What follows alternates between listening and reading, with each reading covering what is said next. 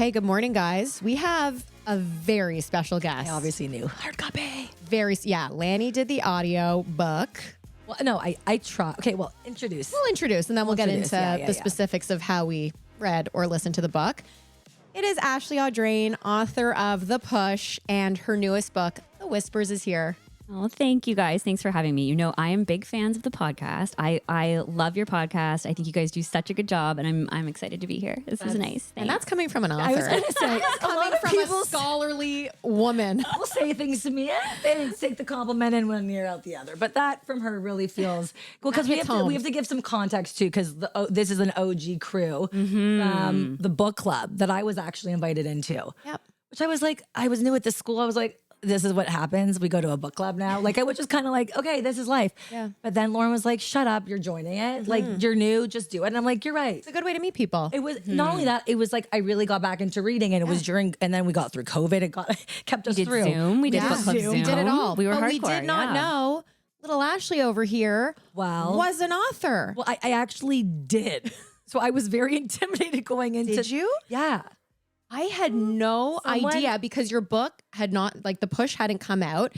And we had been, I think, I don't know if you had started, but someone was like, there's an author in the group. Right, and that's how we knew. but I was like, but you didn't know it was her. No, but I think we'd already done one. Oh, whatever. Well, there was buzz. It was buzzing that this thanks, claimed. guys. It was buzzing and we were, we were intimidated, but little did we know you are so approachable, so kind. We were like, I don't know what my impression of an author was, but I thought you were going to come in with all your opinions.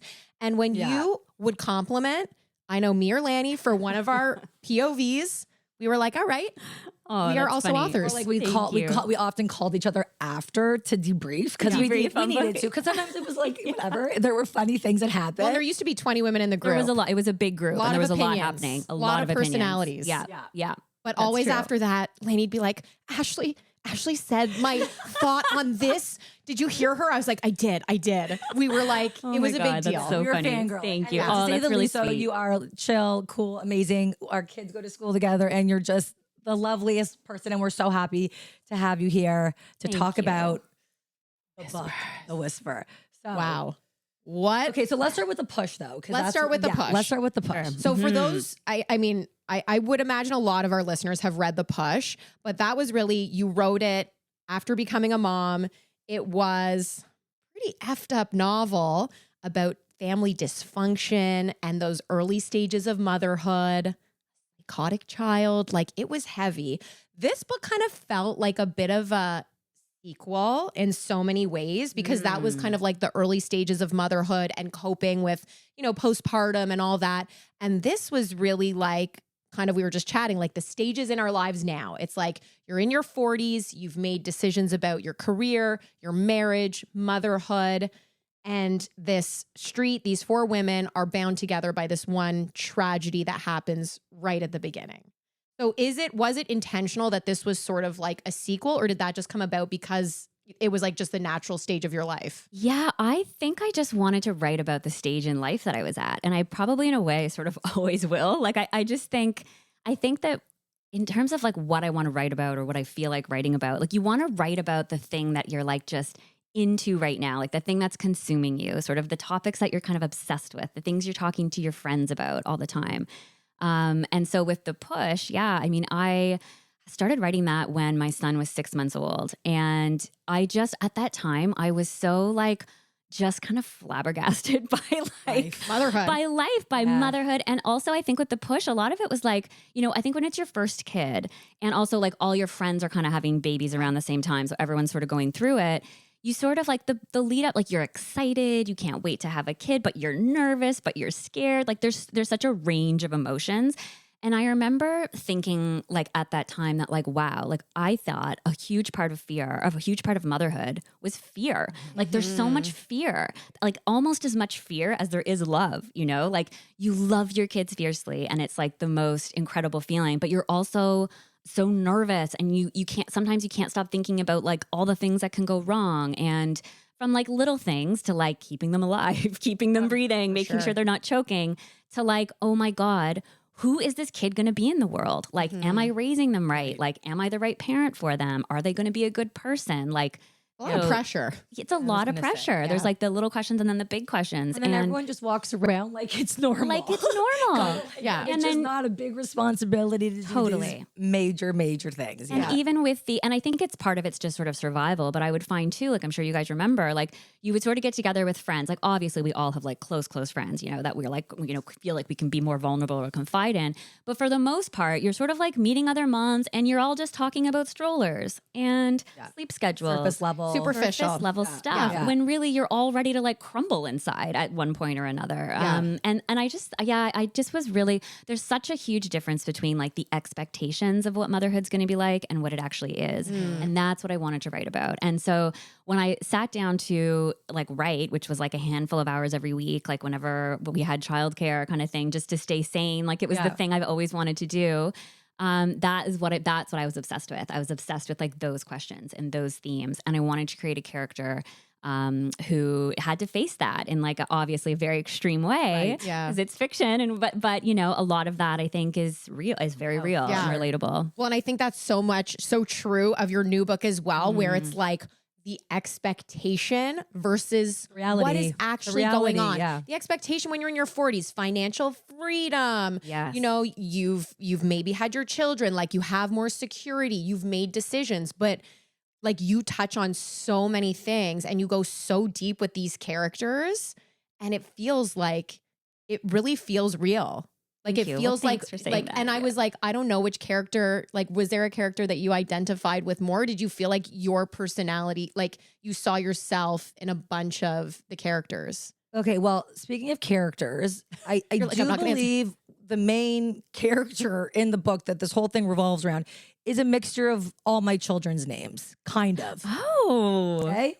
Xavier and Xander. Let's just give it Xander because it's a weird ass name. Okay. Yes. Wesley is his next name. Whitney. James. No, it's Wesley. His name is Xavier Wesley. Oh, that's right. James, Yes. James. You're right. Whatever. You're right. Yeah. Oh. Literally, it's That's a mixture of right. all my kids' names. Mine is Xander and Xavier, but I'm giving it the equal. And I was like, she's writing about me. She's like, Oh my actually thinking about me as she's writing. so funny. Obviously, That is she's so not. funny. No, but that is how relatable the book was. And I was clearly holding on to this character. But no, for sure there was there were parts of me that were one and there were parts of me that were another. And then I related to this, but I also couldn't. So what happened is we got this book early and I like literally my book looks like it's been eaten by a dog because the intention was to bring it everywhere. I'd go to tennis. I'd sit there with the book. I'm like, can't read. But I wanted to so badly. And I'm like, I just need our audiobook to fucking drop because that is my jam. And so the second, and I was like getting through it slowly before bed. I fall asleep. And I was like, and then people started being like, how do you have that? And I was like, oh, like moms at tennis would come up to me and be like, oh wait, that's not out yet. And I was like, oh yeah, like, I got it early. So and then like, nice. what's going on? And then I was like an ass because I wasn't even like into it yet. And I was like, I just need the audio. And then the audio came out and it just came out. So we've been like, but Laura pulled like an all-nighter last night to get through it. I was saying to Ashley, and again, it wasn't because of the book, but it's just because when there's time, it's like I read at night and same with you. It's just like you fall asleep and I was like, I have to be alert and aware of what is happening. So what happened? Did you end up reading it or listening to it in the end? Oh no, I wanted to read this one. So you read it through. I read it through. And honestly, I feel like the one thing with your books too is the suspense you have in your books. Do you know, like I was thinking about this as you're writing, because there's so many kind of little twists and turns. Do you know what's happening? Like, do you plan it out before or you're writing it and you're just like, this is kind of interesting. Could nix this guy. Yeah, no, absolutely the latter for sure. Because I feel like, so in like writers talk about, there's this term like, are you a plotter or a pantser? And that's like what writers talk about that. So are you someone that sits down and plots the book out from start to finish? Or are you someone that just like flies by the seat of your pants when you're writing? And I'm definitely, I don't like to plan too much because I feel like I like to have a general idea of where I'm going. I'm more interested in writing about like the characters, like developing the characters, thinking about the theme, thinking about the topics. Like that's what I am thinking about when I sit down to write, not necessarily what's going to happen. And I think I just love the creative process of leaving space to surprise yourself as the writer, right? Because I think if as the writer you're surprised by what's coming out on the page, then the reader's going to feel that. Like the reader will be surprised too. That's such a cool way to think of it. And if you plan out a little too much, it does get I think for me like more of a predictable feel. Well, and then to you're it. thinking inside a box just because you've already in your head kind of calculated what's going to happen versus like, well, that's why they say in certain ways journaling, just like freestyle writing is like the best type of therapy or whatever, because it's just like if you can just let your mind go. Yeah. And like if you're letting your mind go within, I guess, a specific theme, and that could be, if you're good at it, it could be awesome. You know? Yeah. And to your point, us reading it, it really feels like you're living it. Like it does. Thank like you. I'm like, yeah, that's what's her name at school pickup. Yep. Like and I'm like, oh fuck, there's an Amber in my life. No, the characters are so dynamic. When you were writing, like, I'm curious. So then you're switching back and forth between all these characters who are so different.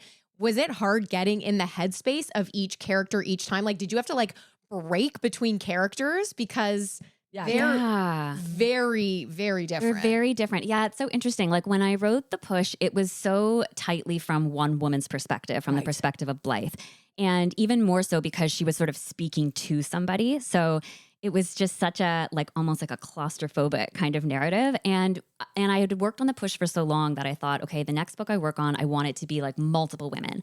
I want to be in the heads of like many different women who somehow have this connection, because we need to have some sort of thread or some sort of way that these women know each other. And so, I knew right away that I wanted to have these different voices, and it was just a matter of like who they were going to be and kind of developing each character. But I like the characters. Some of them came to me easier than others, but I would say when I wrote the first draft, I did hop from head to head because things needed to hang together, you know? And then you're sort of building to like find out what is the connection between these four women that live on this street together. But then when I was doing the revising, and honestly, like most of the work of writing a book is revision. Like I was going to ask revision. about editing because I'm so curious in that process. It's such a long, detailed process, and that's where like all the heavy lifting is. And when I was doing revising, like for me, a lot of the time I'm focusing on character development in revision. Like you've got the like bones of a character like in your first draft, but they're not like alive on the page yet. And so the revisions is really about that. And for that, I did have to do one character. Like I would revise all of Whitney, and then I would come back and revise, all of Blair, and sort of go character by character. Because you have to like sink into them. You have to like really sink into them. So would you do different things for different characters? Because when you guys read the book, you'll realize it's like the most interesting but opposite perspectives of what's coming at you. So I can only imagine. Like to get into Blair's head during a specific scene. Right. Yes, exactly. It takes some imagination. That's right. Yes. But that's why it's sure. the fucking coolest, because I know it's coming from that little cutesy head. Like, Totally. It's so good. And it's like, there's like things that you're just like, whoa, that's an extreme. But they don't feel like stretches. No. You know what I'm saying? Like you're No. like, wow, like I probably wouldn't do that, but I could see someone doing that. Yeah. Like, it's so, I think the most amazing ability as a writer is to have that connection. It's like to feel, whether it's fiction or not, just to have that, like, not that I just can't put down the book, but it's just that connection to that character that you're like, that could be in my life. Yeah. Well, I think that's what makes the book so good, is going back to the characters, is like, if you can see pieces of yourself in the characters written. And also kudos to you for giving the characters equal weight. Sometimes you read these perspective books and it's like, sometimes you feel you know so much about one character and not a lot about I'm not one. that far yet, and one of them isn't getting equal weight yet. So I'm excited to hear about her. Oh, you're not done? No, that's what I was trying to tell you. You stayed up. Yeah, I haven't finished it. No. Oh, shit. That's why I just said there's no spoilers, which is like legit. God. Yeah. Okay. So you watch your mouth. I'm I know we can't give anything away. We won't. Oh my We'll be careful. God. And the last, wow. No, I'm not going to say anything. I'm not going to say anything. But anyways, you do give all the characters equal weight, which I think with a lot of these perspective books is like you feel more for one and more for another. And I actually did not in this book. Oh, thank you. Okay, That's such a so compliment. I'm interested Thank then, you. because I'm kind of, I would say, a quarter through. So dealt with that scene, but I haven't heard so much about Grandma next door peeking through. Yeah. So that's why, like, there's just at the beginning, I think there's not a lot about her, like bits and pieces. So That's I'm right. really She interested. is more. Yes, that's a great point. So I'll kind of back up. So people who haven't let's give don't them know a about little the bit of book, the layout I'll of sort the of book. lay the street out. Yeah, so they can we don't see. have to be so like yeah. speaking in code here. You're so cute. Yeah, we'll give them Like a Wisteria little. Lane. Yeah. Yes, very much so. So it's a book about 4 neighboring women who live on Harlow Street. And these women don't realize the ways in which their lives are very connected until one night there's a tragedy that happens on the street involving one of the families. And that is sort of this inciting incident that kind of kicks things off. And we won't give away too much, but these 4 women, we sort of go from perspective to perspective through the book. So every chapter, is this alternating point of view. And then in addition to that, there is this something that has happened in the past, which is a backyard party, like kind of a fancy street party in someone's backyard. So throughout the book, we get glimpses of what was happening at that party, and at that party, everybody's at that party. So we sort of get sort of a an overview Snapshot. of how everyone sees themselves and how they're all interacting together.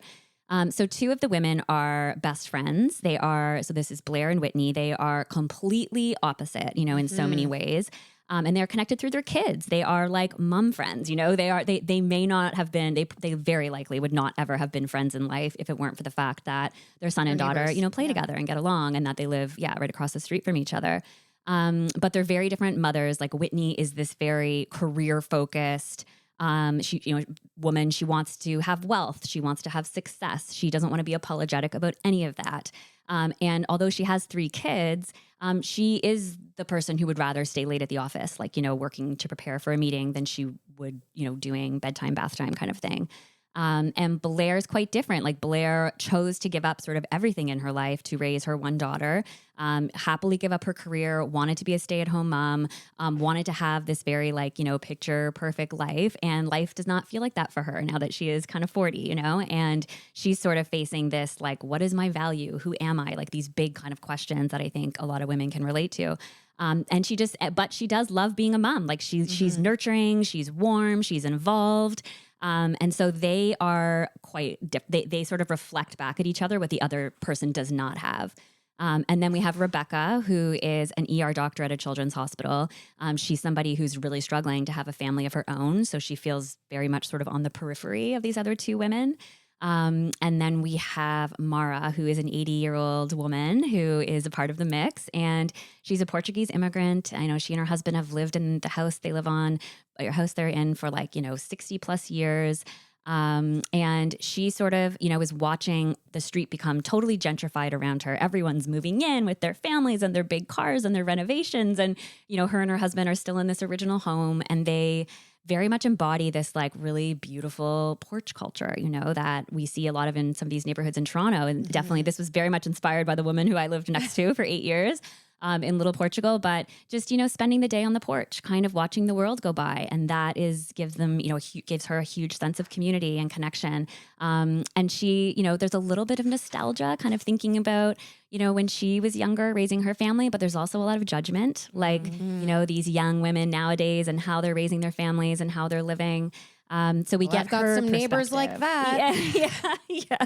I think we all have, right? I think there's always someone on your street who you feel a little bit like they're watching you. They're Turn down the music. Totally turn down the music. Like you're not doing your garbage right. You're not, your kids are, on their lawn or whatever. So I think we can all kind of relate to that. And she was one of my favorite characters to write, even though she's so far from who I am. I was going to say, how was it harder to get into her headspace? Because that's not actually that relatable. But I guess you had such a strong source of inspiration for that one that you kind of let your imagination go. Yeah, I thought for so many years about this woman I lived next to, and I don't know anything about her. I never spoke to her because she didn't speak English at all. Right. But you're just being always curious and or nosy, I guess, and I would always just think about what her life might have been like and the differences in generation. And but I think what's so interesting about Mara is that actually at the heart of things, we're all facing the same struggles with motherhood and marriage and life. It's just a different time and a different era, right? But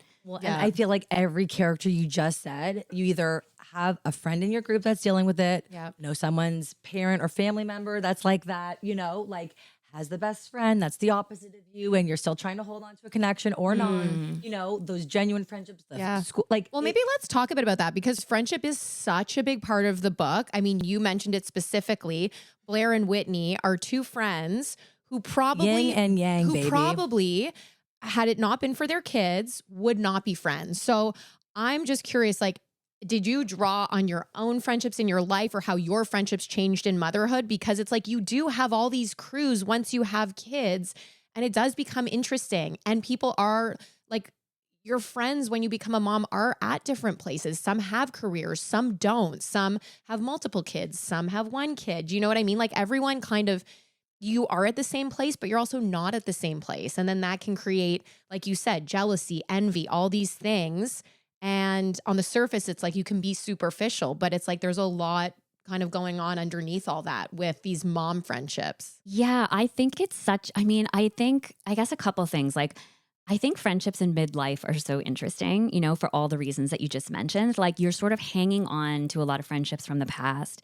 Then you're making these friendships that feel like they're newer, but they feel so relevant to you and your life. And like you almost, it's sort of like the friendships you make now in life. It's like they're fast, like they're just like sped up, in time. Like you become so close so quickly because you just relate to each other so much, and often families in the mix, and your families become friends. Like there's a reason at this moment you're picking up a new friend, right? Yeah. There has to be something obviously significant in common, right? Yeah, So. but then they also are like kind of circumstantial friendships, right? Like, and so I think all of those friendships have different dynamics and different kind of layers to them. And I think too, as we sort of age, like, I don't know, we're all sort of like approaching 40 or just turned 40. And I think like, I'm sort of curious, like how are friendships going to feel in the next like 10 years, when maybe those bonds you had through your kids like just aren't as relevant anymore, or when you start to maybe like know yourself a little more or change the way you think about yourself. Like, does your friend group change? You go through big life changes. Like, does that change who you're friends with? Like, it's such a fascinating thing to me. And I really loved writing about it. I really loved kind of writing about these different kinds of friendships in this book.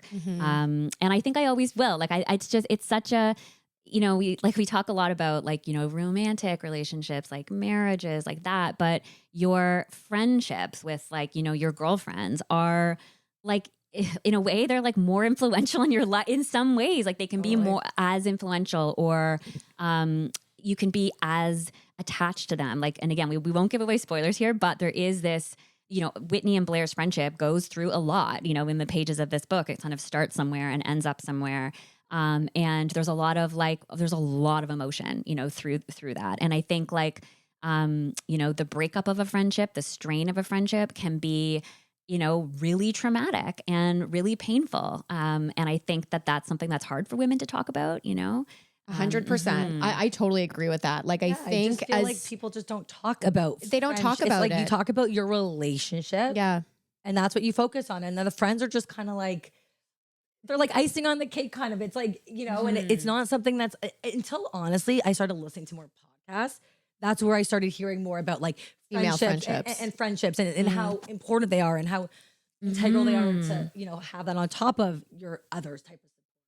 And it is, I think it's so easy to take friendships for granted too. Like it really is. And it's almost like once they're gone from your life, then you can sort of feel what they are, I think, or once they're threatened, or like if you've ever had like a rift with a friend, or like it can be this horrible sinking feeling, right? Yeah. Like I just think sometimes I don't think we give them their due, or we don't give them enough credit, I think, in our lives. How much you need them? I feel like, I have now, like, I feel like I have developed this crew through my children. And it's like a totally different level of friendship because it's like your kids are their kids. You travel together. Like you really do become this kind of unit that's so different than your friends in your 20s or even in the early stages of motherhood. That was, I feel like, a different group of friends. Totally. And I yes, for sure. And I think part of what changes and what's so like compelling about friendships too, that sometimes it's hard to like put your finger on, is like, I think oftentimes we become friends with people because we like need something from them, and sometimes it's hard to see like what you need from that person or what you need from that friendship that's like so important to you. And I think, and Whitney and Blair definitely, like, I really wanted to go there with them. The contrast was so stark that it was easy, but I feel like that's such an interesting point. But they needed things from me. They both got things out of the friendship. Exactly. Yeah, but that was overt. Where I think in life, it's not. Yeah, and it's really subtle. And there's reasons why it's so interesting because like, you have to really think about how you feel when you hang out with people, which I realize.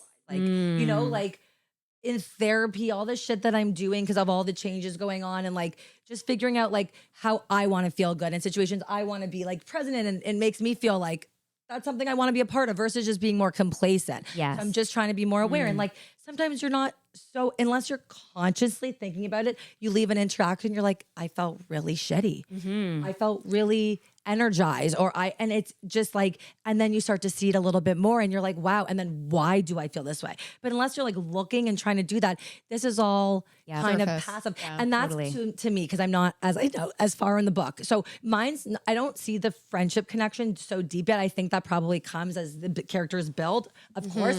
But from so far where I'm at, I love it because it's like the perspectives of these people are so, I'm trying to make this. It's because with the writer, no, but it's just like, I think they're so complex. It's so deep. It's what every person is probably dealing with that nobody is talking about. And it's not because these women are a facade and they're faking it. It's just not acceptable in our society to walk around like, exposing all these colors and shades and sides of yourself. Yes. There's too much.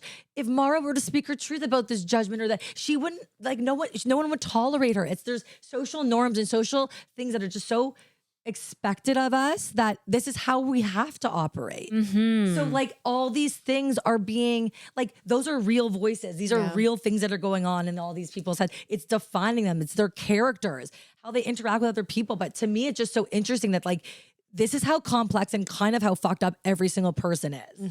And we are all kind of not faking it, but like acting like this isn't the real dialogue in a way. Yes. And not because society would work if it was the other way around, because it would be chaos. But like, do you know what I'm saying? It's so true. And I think what you're saying hits on something that people talk about with like writing and characters a lot. And even like on screen or in books is oftentimes I think like creators will get criticized for like, well, the characters weren't likable enough. We all want like likable characters.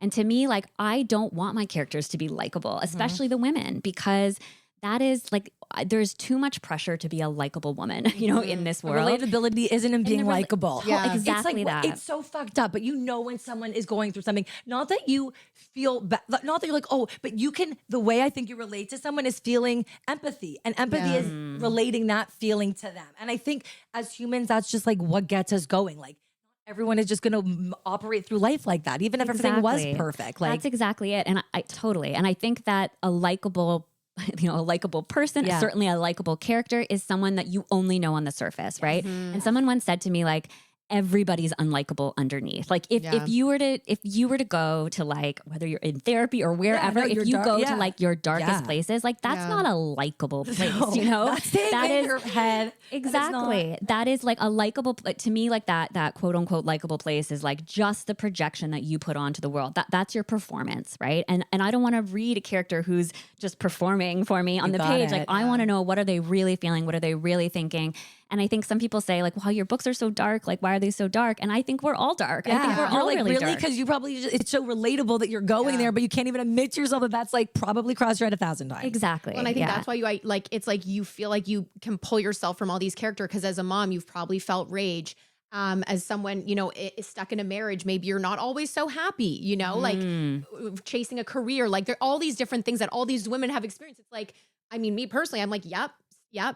Everything. It's like you see yourself in all these characters. It's so suspenseful too. This whole story and dialogue, like even at the beginning, it's just like the way you've brought in these characters, and then with this plot. So this is what my question with the writing process. Okay, so the theme of going back, because I always love when books do that.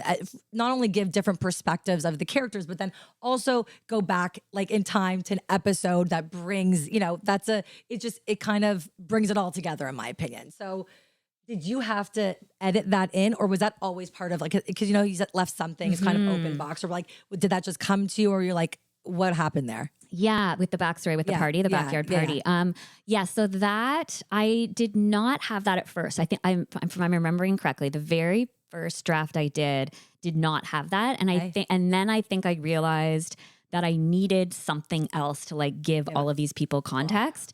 And then and the book originally did not.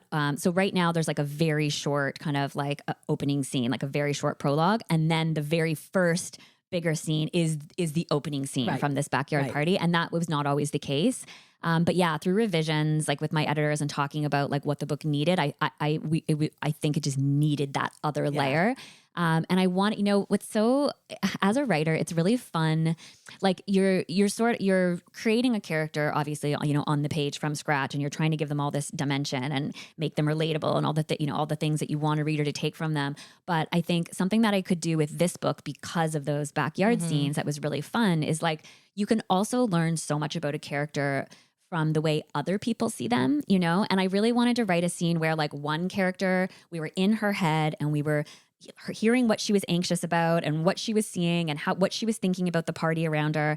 And then I wanted to jump instantly to the head of another character so we could see like what that character thought about the world, because so often how we think we're presenting to the world is so different than how people are receiving us. And how you perceive yourself is how someone else perceives you. Yeah. Yes, totally. Like Yeah. You walk around that party thinking everyone thinks you're this or that, when like that's not the case, because that's your perception thinking what they think of you. So much projection, like right? Not right. Like, and it's just like, no, I'm like literally just chatting with this person about something completely irrelevant or not, or a detail that you're not even picking up on. And like we're all in our own head so much, and we all like it's so often. I feel like you guys have maybe mentioned this on the podcast before, but like we always think that like people are going to notice things about us, or people are going to like, and people don't care. People don't notice, That was one of my favorite parts in the book too, with the characters, where it's like Blair is very envious of Whitney, but then Whitney is also very envious of pieces of Blair. And it really is just the perception of one person's character. 100%. And Because you think, what is insecurities. this powerful, successful, beautiful woman envious of in Blair? And and there are parts of her that she is, and it is just perception, because Blair's perception would be like, this woman is jealous of me. That's fucked up. Yeah, exactly. Like she looks at her like she's like her idol in so many ways. But I think that's friendship, like, or partnership. Sure. Like we would get in like crazy fights and you'd be like, that's not how I see it. And I'm like, okay, like, all right, probably like, but then I'd get to okay. But you're really like, fuck you. Got a little angry first now. We've come so far. You're like, Laura. I am right. We've come so far. Yeah, we have. No, but it's true. It is. But like, it's that's all what I mean. Like, perception. and you'd be like that. And it was hard to get there because I just would completely see something else. And I would be like, how can you not see this? Like, and you'd be like, how can you not? Yeah. Just to be able to have to like bite your tongue and just like, it's not easy always. not easy. In friendships and relationships and marriages with your kids. Oh my God. Yeah, there's kids. what you mentioned something. So there's this one which you'll get to later, which it'll come back to you when once I'm done. Part 2. Lanny has read the book. Listen to the book because I have ADHD. No, the Lauren. audio is great. I'm all for. I love when people listen to it on audio. No, it's Well, great. and also with this book. No, I do love an No. But because why you the love voices, the voices. The voices, And yeah, it's so She's suspenseful. good. I The can't do narrator's that in my really head. good. I I know. think I might go You back and interview listen to people it. for that. You know, it's really interesting. So with the audio, they send you selections, like they give you a short list, and then you go through and listen, and then you pick for all the different characters. So this is one woman reading. Wait, what? Yeah, I know. Yes. Yeah, Oh, I know like- so many people have thought they were different. It's one woman reading all the voices. I guess it sounds Is that cohesive. typically, sorry to interrupt, Lane, is that Sometimes typical, or it happens that sometimes way. it is and multiple? Sometimes it's If multiple. you're throwing an accent in there, that's really Oh, good. that's like, you got to be, that's crazy. She's Yeah, really good. she's great. I've Good. always Thanks for wondered saying I'm that. Like, does it Yeah. get sent to them? I'm like, there's probably so much goes into that, but Okay, well, now I'm Yeah. definitely listening to the audiobook being like, that is one woman. Yeah. Okay, Four and wait. voices. Also, let's talk about. I talk know about the that- title. and the title. Well, the yeah. title and the title, but also the cover, because I know covers are very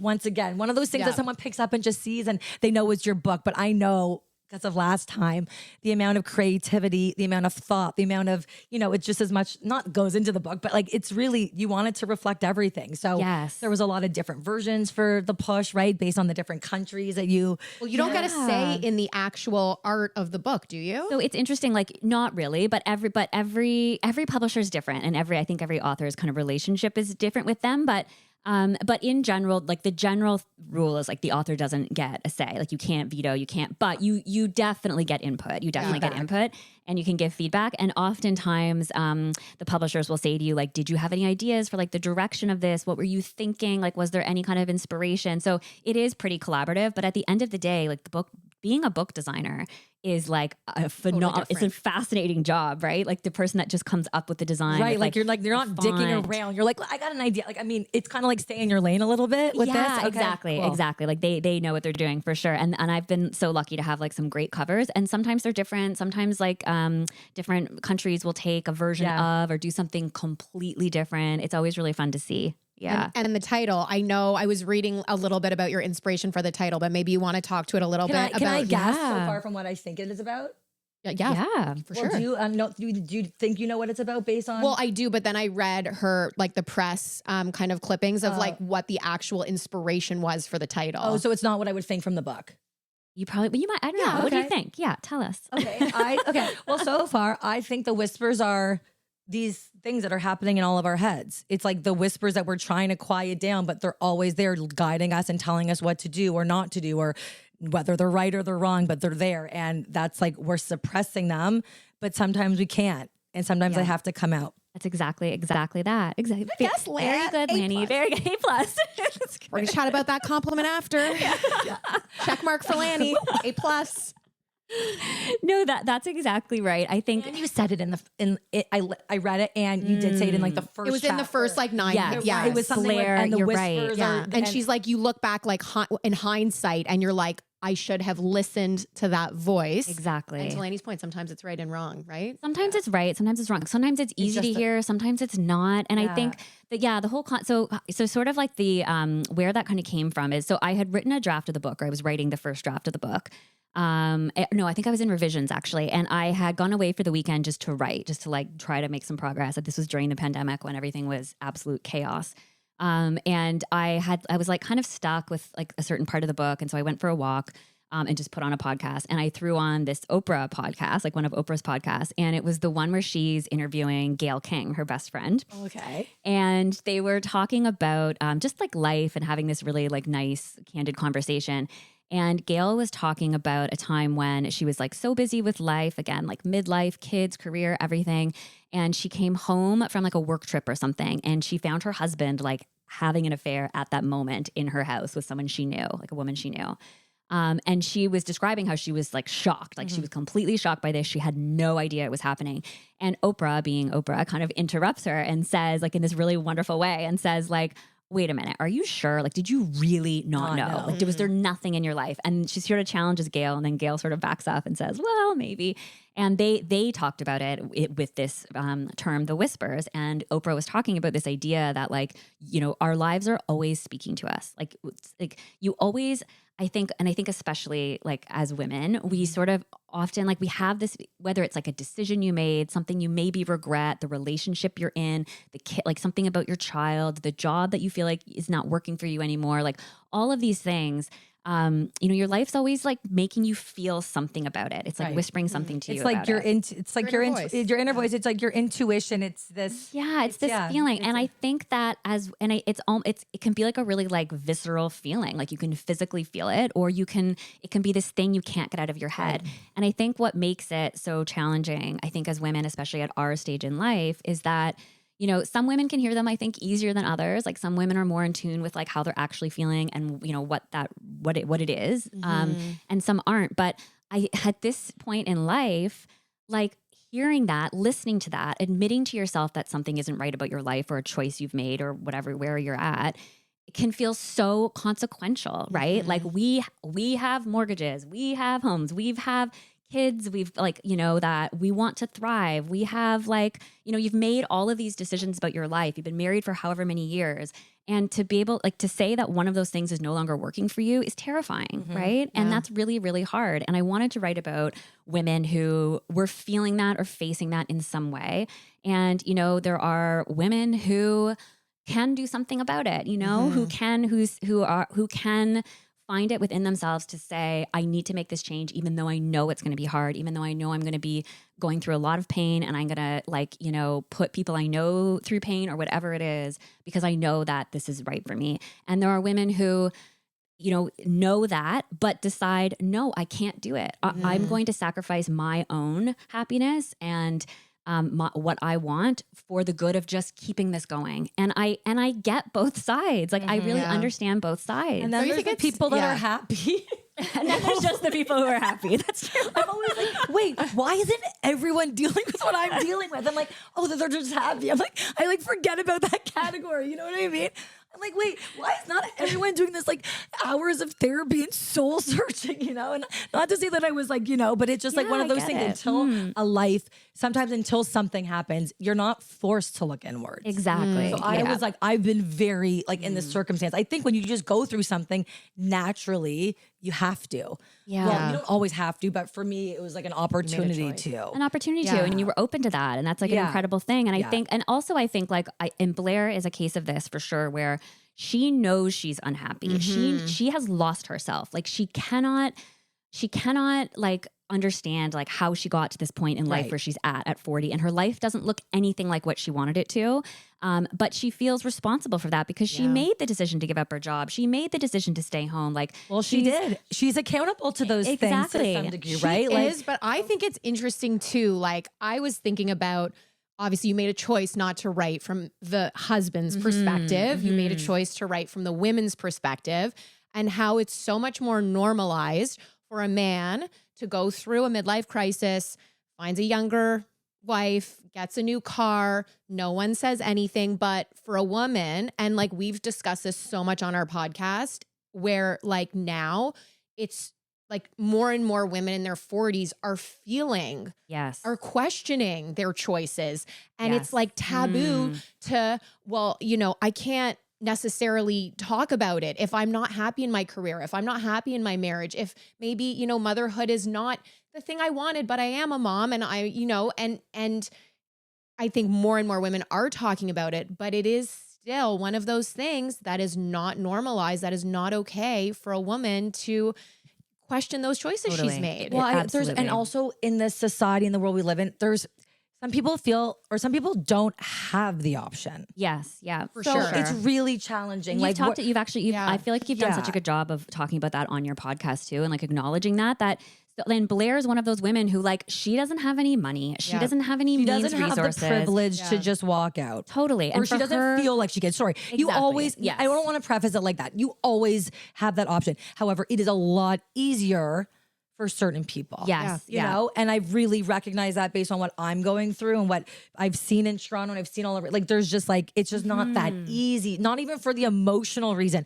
financial, to split up, to then not cohabitate and to live in separate places in Toronto while like that's just not, most people can't do that. Most people can't even afford to get a second place. Exactly. So then they're stuck living together. Those are people with $2 million houses in Toronto. Do you know what I'm saying? And like, we see and they're Blair forced to be like that. Exactly. And we see Blair in the book. There's a scene a bit later in the book where she's kind of fantasizing about like, wow, when she actually does it, like, what would it be like if I could like go get my own apartment? And she can't, like there's a scene where we see her, it's in the past, like she's reflecting back on this moment she's had like, you know, a couple years prior, where she like actually went and met with a realtor and looked at an apartment. And it's almost, she feels like she's doing the most wild and crazy thing she has ever done, is to like meet with this realtor and look around this apartment and think about like, where would my daughter sleep, and what furniture would I bring, and what would it feel like to be here?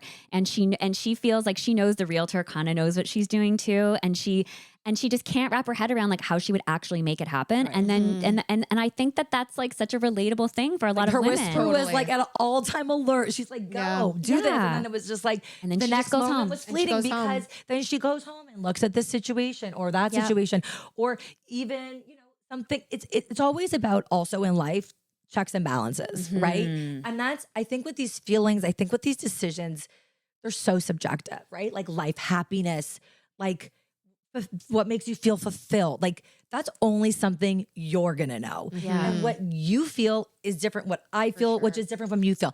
So you're never gonna know. Like you're always, and as this book, we're always in our heads about 1,000 things. So it's like really hard to then say, you know, unless it's obvious, which like, you know, then you do something. But if it's teetering and different things make different people happy. I think there was one line in the book, it's something like going back to the security of an unhappy marriage, but there was security, and maybe, you know, in that she found comfort versus obviously with the unknown, right? Yeah. So, and I get that decision from women to like stay in the comfortable, even if it is not what's making you happy or you can't put your finger on what you need to change. I think there are a lot of women who just say, well, no, you know what? It's just, I am more comfortable. Like there is security here in what I'm in. And I'd rather do that. And it's really funny. I think there's kind of two things about midlife, which I want to touch on. You talked about that idea of the midlife crisis. But I think there's a lot of women who like, I think we're so close. I feel like we went through this stage like in society where it was like, leave, empower yourself. Like, like huge judgment. If you found out a woman was like in a marriage that she was not happy with and she didn't leave, there was so much judgment attached to that, right? Like we look down upon that woman, like she's not strong enough. She's not brave enough. But actually I feel like there is a lot of strength and bravery in that woman too, who does decide to because she's doing it for her own hard reasons. And that's also hard. That also takes strength. And at the end of the day, like she's going to live with that decision because it's her life. Like that is, you know what I mean? It's like, it's not going to impact you or me. Like that decision. And sometimes and we're obviously, we should probably, like, we're not talking about someone who's in like an abusive, dangerous situation. No. So it's just different. These thoughts and these, and it's like, it's just, once again, it's like, is this more than this? And if it's outweighing it more often than not, then it's hard to quantify. I think is what I'm trying to say. It's hard to look at something, and it's also perception. It's perception. Like to your point, it's like you can look at someone and maybe know that their marriage might not be the happiest, but they have their own reasons for staying. And you also don't know what you don't know. Exactly. Yes. So like what you don't know, that there are certain things that probably make that person really happy, or there's probably reasons why that didn't work out, or things you just wouldn't know because it's not public knowledge, Yeah. And I think when you talked about this idea of like the midlife crisis, I think it's so true that like, and I think we all have like boomer parents, right? And I think in that generation, it was like this very kind of common idea that like a man or a dad like hit midlife and didn't want anything to do with this anymore and like pieced out in his sports car. And like, that was it, right? That's kind of like the idea of this midlife crisis. It was so male centric. Yeah. And I think actually now, like our generation is having such a different experience of midlife. Like it is totally different for so many reasons. Like I think we talked about this, but like economically, financially, like our generation at midlife is nowhere near as secure as our parents' generation was, or the generation before us. I'm like, can you imagine? I'm looking for a job. Exactly. Like most people are in major debt. Like they are, and our parents were not in debt at this age. It is such a different, and that is everything. That is all of your opportunity. That's all of your choice. Like all of it. We're also having babies so much later. Like we all know women like I have friends that are early 40s and they're starting a family, right? Like that is just so different than the generations before us. And so your responsibilities in life, like everything changes, right? You don't have any like choice in the matter. Like you are in it, like in midlife. And until you stop. Yes. Yeah. Until you stop and actually think. Yeah. Well, until you stop and actually take a moment to be like I always think that like the 20s are rightfully so this very selfish decade of making decisions for yourself, trying to figure out who you are. Like you're still like a kid in so many ways, right? Yeah. And then in your 30s, you're like building your life. You're like making decisions about how you want your family to look, who you're going to marry, what your career is going to look like. Usually in your 30s, there's so much pressure as a woman. Yes. It's like by 30, it's like marriage, kids, career. It's like all this pressure to move quickly. And that's what I mean. Like, I think a lot of the reason why I'm going through what I'm going is because there was something significant in my life, but it forced me to slow down and stop to some degree and think about these things and actually and it's crazy because you could just coast. You could coast. And there's not also something wrong with that. Once again, if you're happy, or there's not really other stuff, but a lot of people, it's not that way, as we know from the book. And one other point about this whole, like, from the women's perspective, I also like love though that you still brought in their perspectives at the parties and stuff, because I think we're in a generation where women are struggling, but men are really struggling too because of this power shift. And I think that it's really hard for men to accept this change. It's not being accepted. First of all, it's not being accepted in 80% of these other countries, right? Not in the Western world where the laws, everything are not the same. But then even in, what's happening in Trump, but it's just in life. Like, I think men don't know what to do being on par with women. Yes, having so the interesting. same amount of power, having careers. Men are the teachers and the woman is the doctor. Like, I think that is not what they're used to. That's not what the cohorts above them said. And there's this whole phenomenon. I talked about with my girlfriends because there's a lot of going on with my friends, and we were just kind of all recounting. And it's like, men are struggling right now. That's such an interesting point. Yeah, there's a couple in the book, Whitney and Jacob. And exactly to your point, like Whitney is the one who wants to be out there. She wants the money. She wants the wealth. She wants the success. She wants to stay late at work and like work as much as she can. She doesn't want to be in this role as a mother. And Jacob, her husband, is like very intellectual. He's got a wonderful degree. He comes from a family with a bit more money. He is an art dealer. Like, he's sort of in this kind of in-between industry, and she is like constantly riding him to like make more money, be more successful, like do more at work. Why aren't you trying harder? You know? And that dynamic is really hard in this marriage, I felt that with Rebecca and Ben too, right? Yeah, because Rebecca and Ben. He's a teacher, she's a doctor. Yep. He wanted kids, and she was like, I didn't really want to be a mother until he really wanted kids so badly. No, wait. Yeah. I'm just here in the book on the date that she asked, and she said yes. She says yes, but she says yes because she thinks that he wants her to say yes. She's like, she's looking at him and she's like, she says something like, I do feel something. Yes, no, she does. You're right. She walks home. You're right. And at the end of the walk, she's like, she actually thought about it, and I think she did want it. But I think that's maybe society he was basically. The impetus more. Like, if it wasn't him, she might have the more she miscarried, the more she wanted it. Well, then the that's pressure. totally and I think she's kind of looking, I think at the beginning, she was kind of looking at this guy thinking like, okay, if I want to make a go at, like, if I want to just live life, this is the next chance. This is my going chance. back to feeling that pressure of like, she's late 40s, she literally or late said in the 30s, book, sorry. she was like, this is my ticket. This is my person. If I don't marry him, I don't know who I'm going to end up with. I don't know, like anything, right? She's like, the clock's ticking. My mom's asking if I'm going to have kids. Like, she's, and she's just, and the part in the books that to me that always never, the stories, but that what always connected are the anecdotal parts. So like for that part, when you go back to talk about like them at the restaurant and like just the conversation they had, just to like hear that story, not just from her, like it is from her perspective, but just to understand. Like, I feel like you can picture the circumstances better if it's in this situation you could imagine yourself in, out for dinner, naturally having that conversation versus just like hearing about these things about a character, So I really I loved when you did that. And I think it was like, it just really brought the whole, well, what I've read so far together, it really makes it cohesive. It really, once again, I think makes that character way more relatable. Thanks. Yeah, I love her character. The movie. Me, every book club, I'm like, which famous person is playing Whitney? I know. Have you pictured that? Like, do you have in your mind? You know what? I really don't picture it ahead of time because like before, like while I'm writing, because I need them to be completely like original people in my mind. I can't. You're not like, this is Blake Lively. Yeah. I just can't. I can't do that ahead of time. Yeah. Wow, this was incredible. This was a great conversation. I know. And even the dedication at the beginning, we didn't even talk about that because that, like the first, it's like, it's dedicated to every mom hanging on by a thread. And honestly, like, I think even to start the book that way, like it really grabs you because I don't care what you've been through as a mom, you have hung on by a thread at some point throughout this, like last night. Exactly. We've all been there. I woke up to this. We've all been there. Peppa Pig. I'm not kidding. Wesley woke up screaming Peppa Pig in my face at 1 in the morning. Did he get a nightmare about her? No, he wanted to watch TV. And I was like, no, like I have to be, no. And then I had to give him the phone. You were hanging on by a thread. You know what? that dedication, and we all have, to your point, like I originally had dedicated it to my kids because I dedicated the push to them too. And I just feel like I'm writing about motherhood and, that that felt meaningful to me.